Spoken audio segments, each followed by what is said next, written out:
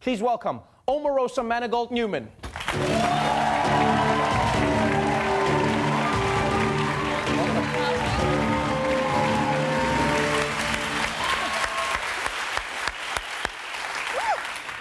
Welcome to the show. I gotta get all this jelly up in this chair now. You are one of the few people who I would say has managed to out-Trump Trump. You've created a firestorm. You are covering the news. He's tweeting incessantly about you. Let's go in on the book first before we get into the recordings. So, Unhinged, an insider's account of the President Trump White House. Now, But I've read through the book. before we get into it, can I apologize to you first? What are you apologizing for? I have to tell the audience that I was actually supposed to be on this show when I was in the administration, but the press secretary canceled it. And so I just want to apologize to you because I was looking forward to it. Oh, no, you're here now. That's Good, all that I'm matters. here now. Yeah, you're here now. You're here now. And to be fair to you, I should warn you, this is being recorded.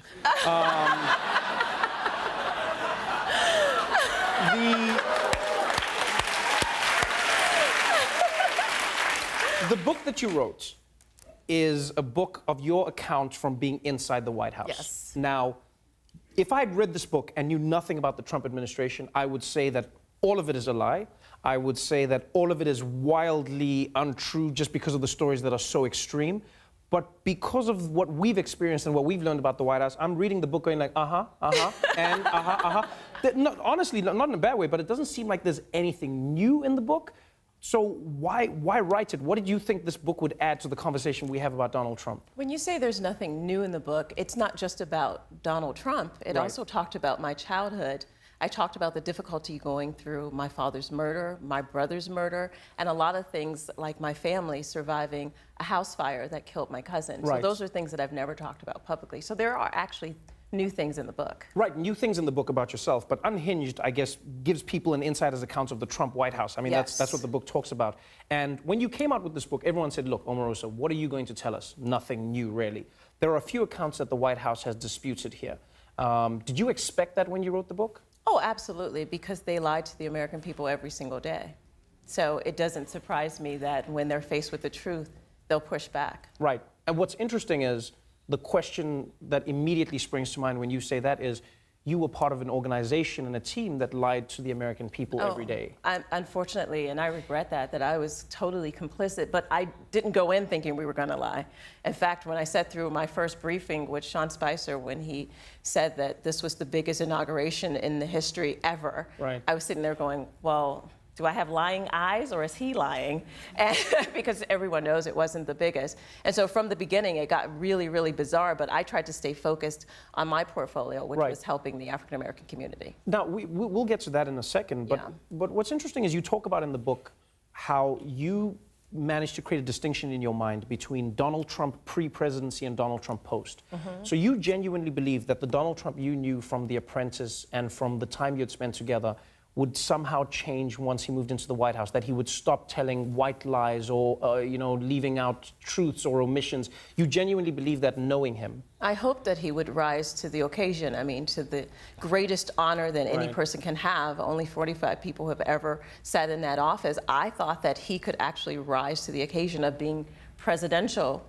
And boy, was I wrong. I mean, every single day he dismantles the dignity of that office. When you were working with him, you just spoke to the fact that you had what you took really seriously as a role in the administration. Everyone talks about what your role is. What did you believe your role was? My role had two folds. I was Director of Communication for the Office of Public Liaison, which means that I was the spokesperson for diverse communities. But there was not anyone appointed to work with the African-American community or on those issues, and so I took that on as well. They told me they would appoint someone. I think President Obama had 15 or 16 people appointed to that office.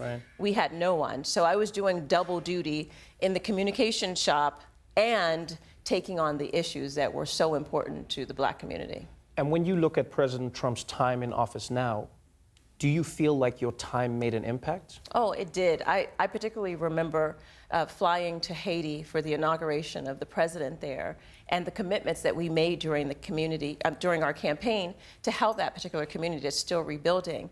And when I went there and they saw a representative that looked like me, a person of color, they were so excited, and they actually believed that this community, that this administration was going to help that community. Right. When we did all the work we did for the HBC community, and we brought the students, 100 HBCU All-Stars, to the White House, and to see the look on the faces of the students, that made it worthwhile.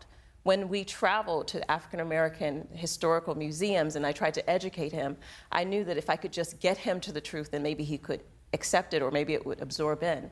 But I thought the work was incredibly important. He didn't take it very seriously. So it's interesting that you say you thought that he would accept the truth. Which truth?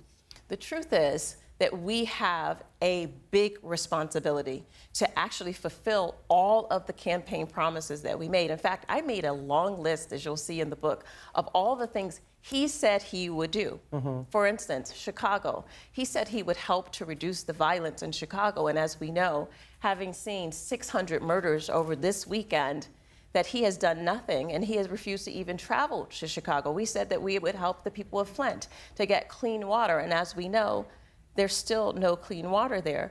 Those were the things I believe the water is of an acceptable standard now, but maybe some people say that not enough was done. But what I've read is that if you still have to boil your water, it's not acceptable in this country. It's not acceptable that there's still brown water coming out of the spigots, and we should have done better. We should have done better by Puerto Rico, and we have not. And there were a lot of things that he made commitments to that he just did not fulfill.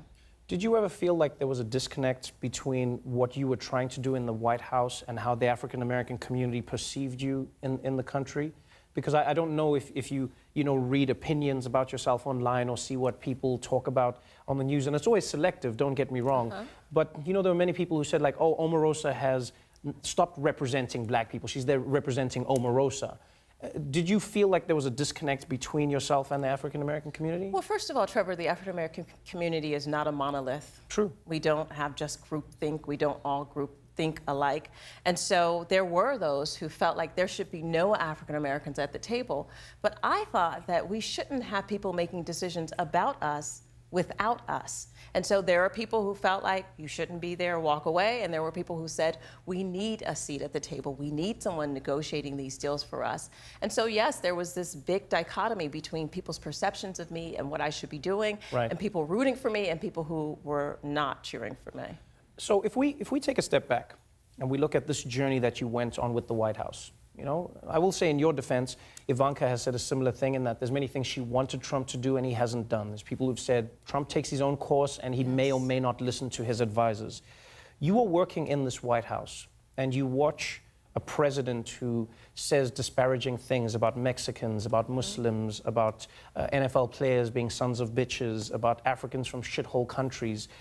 As this is unfolding, and I know you talk about it in the book. Oh, I do. But as this is unfolding, is there a breaking point for you, or do you feel like you still have an opportunity to make a change? Well, there were quite a few breaking points, as you'll see in Unhinged, and every single time he said something, at first I thought, is he doing this intentionally? And then when I realized that he was mentally impaired, that he was declining, then I thought that it would be funny if it wasn't true. I thought, okay, I'll find someone to do the work. I'll find someone to replace me, another African-American advisor, so that there wouldn't be a void, and then I'll leave. But as of now, 7 months later, there is still no African-American assistant to the president advising him on issues related to race, diversity, or the black community. It's interesting, though, you worked with Pastor Darren Scott, who held a meeting with Trump and black pastors recently, and he said that Donald Trump is the most pro-black president of our lifetimes. And you worked with him, and in some ways it seemed like you believed that in some way when you were in the administration. So what do you think has changed in you leaving? Is there something that leaving the White House gives you a perspective on that, like, if he left, would he change his tune as well, do you think? Well, first of all, I can't speak for Pastor Scott, but I can say that it's very hard to say that you are a pro-black president when you lock your only assistant to the president in the Situation Room for 2 hours with General John Kelly, who makes threats that says things can get ugly for you and there'll be damage to your reputation. It goes completely against the grain that you are pro-Black when you would treat somebody who worked so hard for this administration that way. Let's talk about that. The recordings have been an interesting twist and conversation in and around this book. Yes. And you've said something that has really stuck with me, and that was, had you not made the recordings, nobody would believe you. Would you have believed me? No, I wouldn't have. I wouldn't have believed you, genuinely, because I don't think I believe many of the people that come out of the White House, because you don't know what to believe. When you've been gaslighted to a point, you don't know what the truth is. Right. And so you made these recordings. But I would like to understand, before we get into the recordings themselves and how you made them, why did you feel you needed to make the recordings when you started making them? Well, I have to be very careful because as of today, Donald Trump has decided to sue me or to bring litigation against me to silence me and to not allow me to tell my story. So I will answer your question, but I don't want you to think I'm coy. I just have a whole host of attorneys who are telling me to not give Trump the ammunition. But I will say, as you said, this White House has a credibility issue. If I would have told you that General Kelly threatened me with court-martial, you would look at me and go, that's just another lie that the White House has told. I knew that I had to cover my back and document what I saw as an opportunity to kind of blow the whistle on a lot of the corruption going on in the White House. And I knew that I needed to document that corruption, otherwise people would not take it seriously. I've also noticed that you are not releasing all the recordings at once. Like, you're releasing all the singles, and we're waiting for the album. So, is there a strategy behind this? Because it feels like, to me, you're saying something on TV, the Trump administration contradicts you, and then you release a tape that shows them to be lying, and then you do the same thing over. Is that your long-term game plan? No, I'll be honest. When Katrina Pearson came out and made that long statement that she had never had any conversations related to the N-word tape, she never remembered talking to me, none of that happened. In fact, she said I was writing a script for a movie. I was sitting back going, really? And I never intended to share that. I didn't even remember that I really had it, but when she was just so vehement that it never happened, I was like, it never happened, not one conversation. And she went on and on. And so I did. I decided to share it, to expose her, Lynn Patton, Jason Miller, and the Trump campaign, because there was a lot of talk about this N-word tape that so many people are pursuing and that, you know, folks refuse to release. And so, yes, I shared it, but I'm not trolling them. I just want them to know that everything that you see in Unhinged that's quoted can be verified, is documented, and corroborated. Do you ever worry about yourself? I mean, it's a very, genuinely, this is an interesting position to be in, where you have recordings from inside the White House, the Situation Room, etc. Nobody knows what conversations you have recorded. Is there even a little piece of you that's worried about your safety? Trevor, I would say this. If you see me in a fight with a bear, pray for the bear.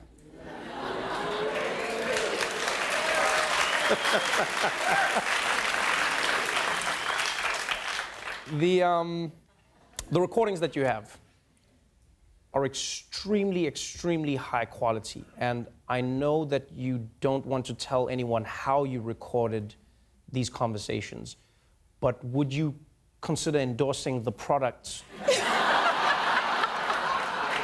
so that women out there in the workplace who want to record things, because like these are some of the best recordings we've ever heard, like ever. Did you practice, or was this just? You know I can't comment on the tapes. Before I let you go, let's talk about the issue of racism and Donald Trump. In the book you say, when you first met with Donald Trump and you worked with him, you believed that he was racial and he was someone who, I guess, dealt in race, but you didn't think that he was racist. Yeah. When he brought up Obama's birth certificate and claimed that he was a secret Muslim from Kenya, etc., did that not say to you that this man was someone who harbored racist views? Oh, yeah, and I talk about in Unhinged when I confront him about the birther issue. The first thing he said is that Hillary Clinton and her campaign actually started the birther issue. And then he said, it's just politics, and I'm just, you know, doing this political reasons. And so unlike most of America, I had a chance to take him to task on a lot of these issues.